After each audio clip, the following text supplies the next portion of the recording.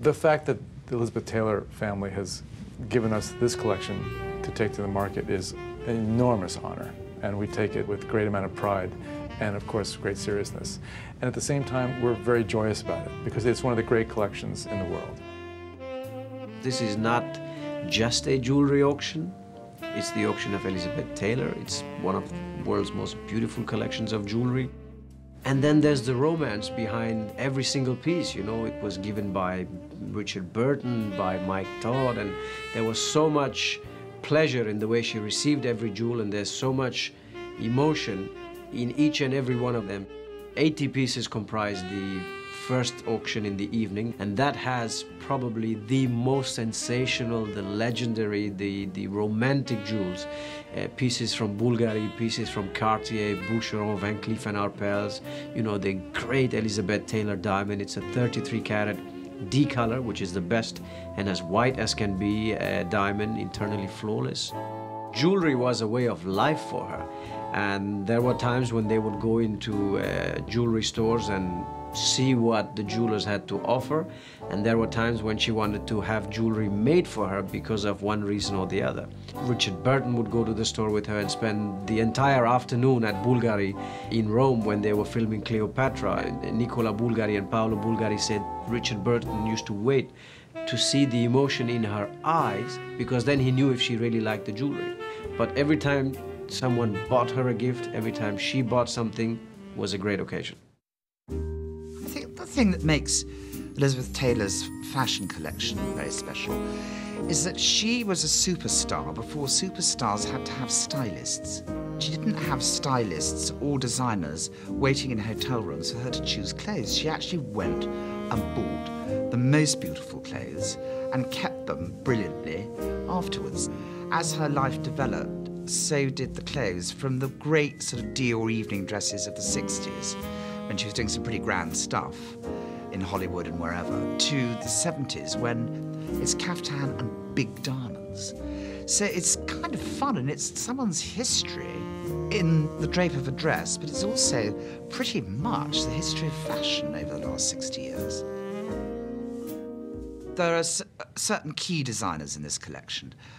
Dior to start with, and Dior in the 60s was fabulous. It had the best workrooms in Paris. The couture was magical, beaded, embellished. I love the word embellished, you know, embellished with an inch of its life.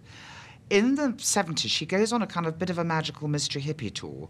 There was a designer in England called Thea Porter who lurked in a sort of very curious, it looked like a Moroccan hookah joint in London Soho, and she used to make beautiful caftans out of antique materials. I mean, they were exquisite. Then Miss Taylor discovers Michael Volbracht, an American designer, who had a big relationship in what he did with artists of the time, Andy Warhol, Keith Haring and Basquiat, and that's a very interesting capsule collection. And then we go to Milan and we have Versace doing beaded Elizabeth jackets, beaded Cleopatra jackets. She goes off on side swipes to Chanel from time to time. Lots of Valentino, dating to her time in Rome as Cleopatra, lots of Valentino.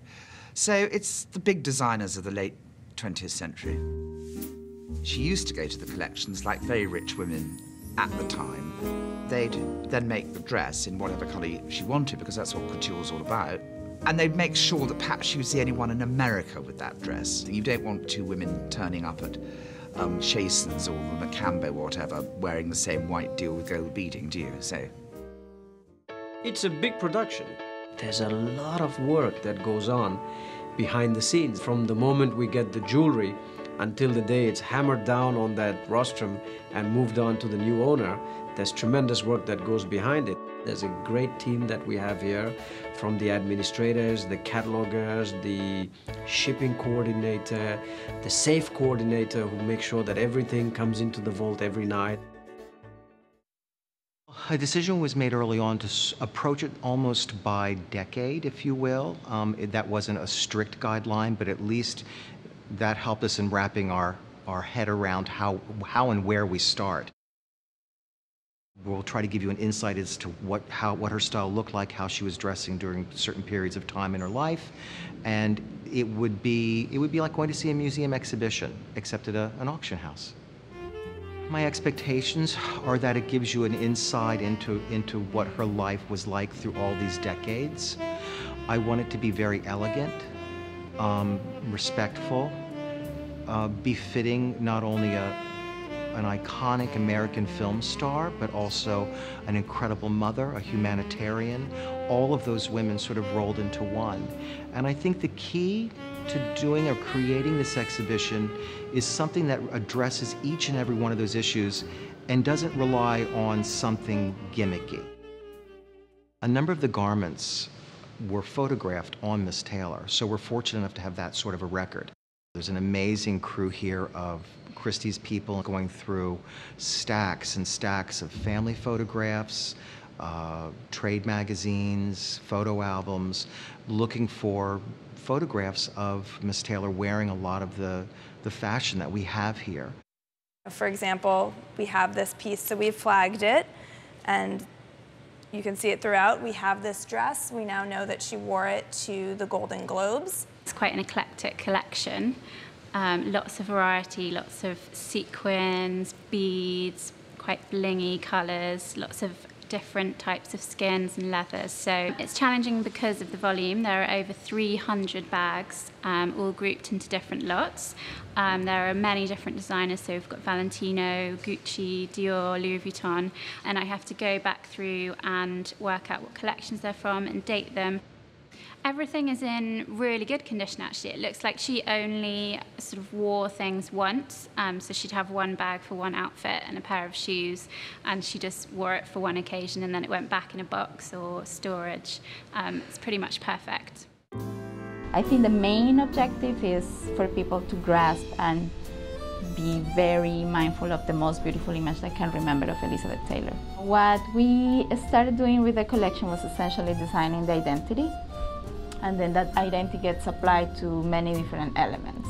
So elements that have been designed that go from as small as the tags that go attached to the jewelry pieces, and also the fashion items that are going to be on display and they are going to be on tour, to the catalog general style, the box that is going to be holding the catalogs. The identity has been also applied to actually the photo shoots. The photo shoots that we have been developing with several teams just to be included in the catalogs, in the shows as well.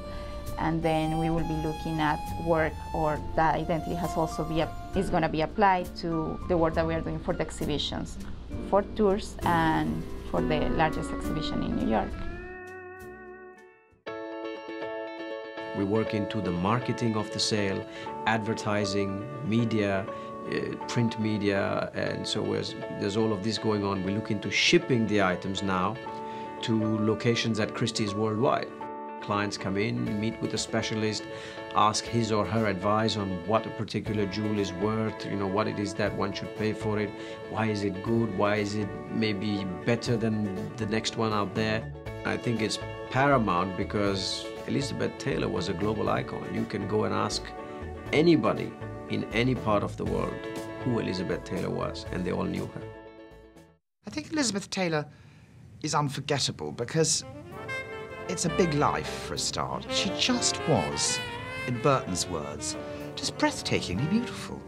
She was famous for being herself, larger than life, more beautiful than anyone, more scandals, more fun, more guts, more. More is more. She said. She was right.